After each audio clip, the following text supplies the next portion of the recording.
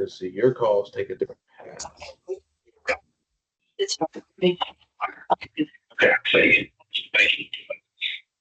Good afternoon, everyone. Thank you so much for joining us on this final BEAD office hours.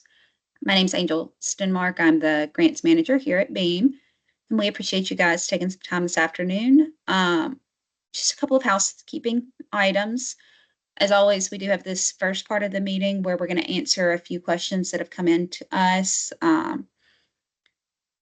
We're going to go through all of those. If any new questions come up, or if you already have a question in mind, please feel free to go ahead and put that in our chat. But as always, we're going to ask that you put your name and also the name of your organization that you're with, just in case we do have to follow up with you afterwards for some additional information.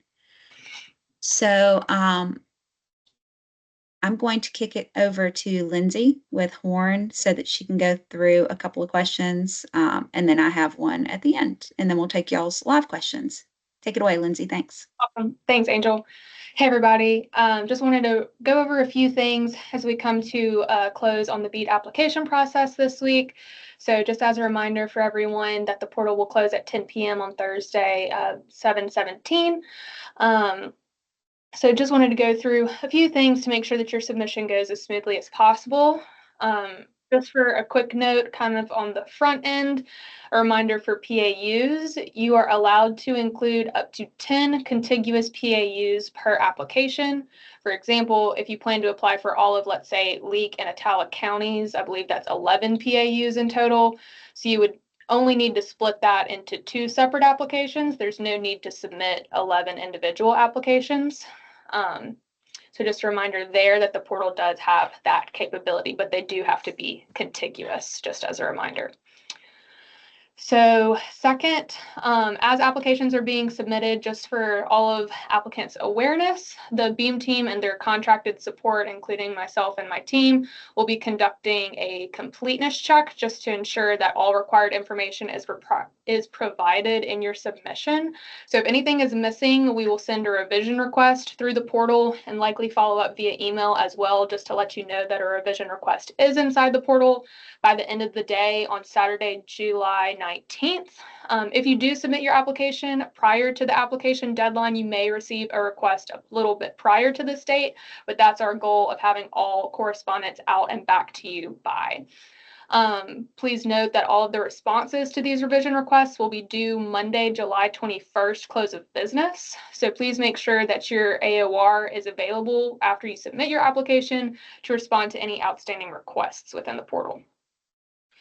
So that is the process. And speaking of those completeness checks, just wanted to go over a few critical items to keep in mind to help avoid any revision requests coming to you over the weekend. When filling out your location template, we kindly request that you double check the following. So please mark true for the locations that you plan to include in your application.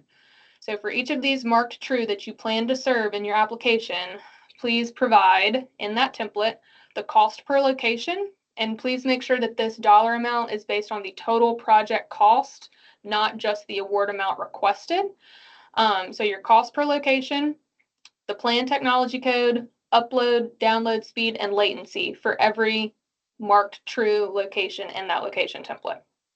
Also important, on that note, during these completion checks, we will be reviewing that the sum of your cost per location for all of the locations marked as true matches your total project cost. So please double check that that math ticks and ties. And then aside from that, please mark false for locations that you do not plan to serve. And for those that you will need to, for any that you mark as false, you will need to provide an exclusion justification in a column next to it.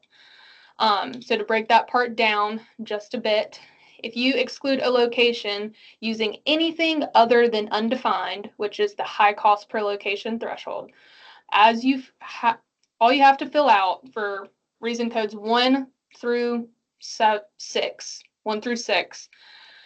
you only have to provide that exclusion justification code in that column. However, for anything you mark as false, You must also upload evidence to support your exclusion request, and I will dive into those in a bit more detail in just a little bit. But for high costs, let's talk about those real quick.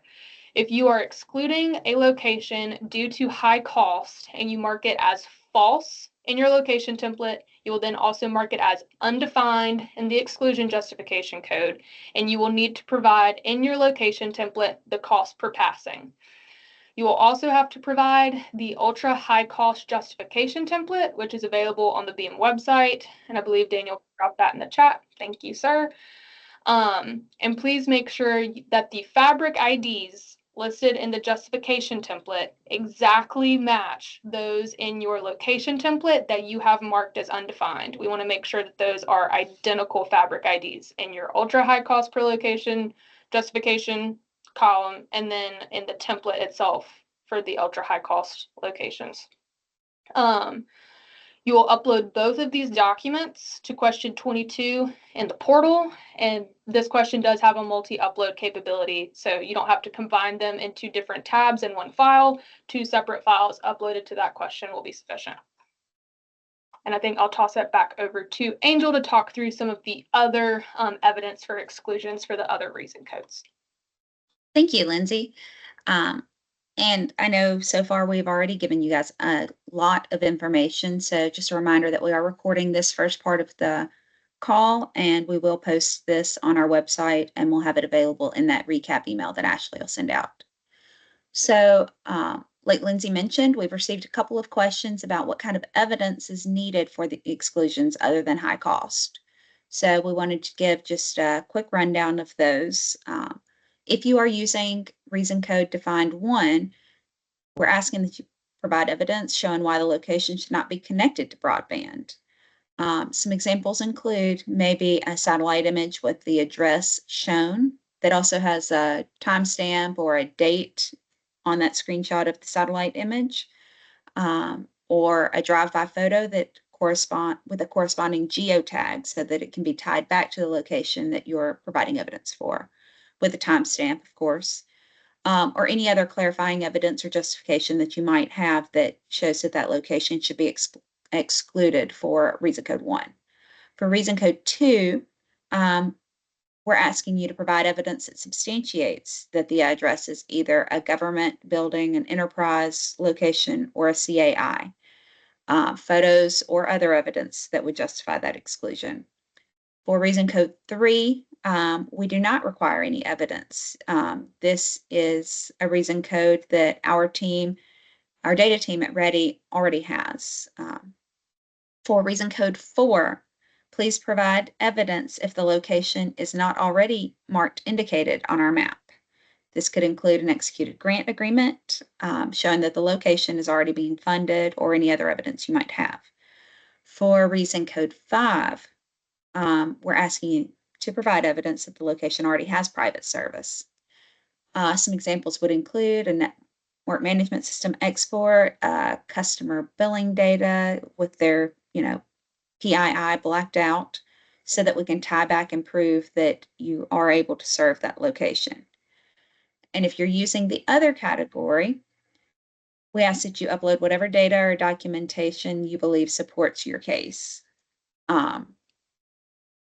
Just something else to remember to get away from that location template. If you are requesting a match waiver, please ensure that you upload support to justify that reasoning. I know in the portal, there's a question that asks, are you seeking it? And then there's a free form box for you to type in your justification, but we do also have a question right under that. I think it's got whatever the question number A. So just make sure you're submitting and uploading that evidence also. If you are submitting an application that includes fixed wireless, please make sure you submit the fixed wireless technology template and that template is available to you within the application portal. And finally, if you're using the undefined to mark your locations as high cost in that location template, remember that you also have to upload the ultra high cost justification template that Daniel linked to earlier. So with that, those are all of the prepared answers that Lindsay and I had, but I'm going to ask my team, do you guys have any other additional information to add before we go to live Q&A?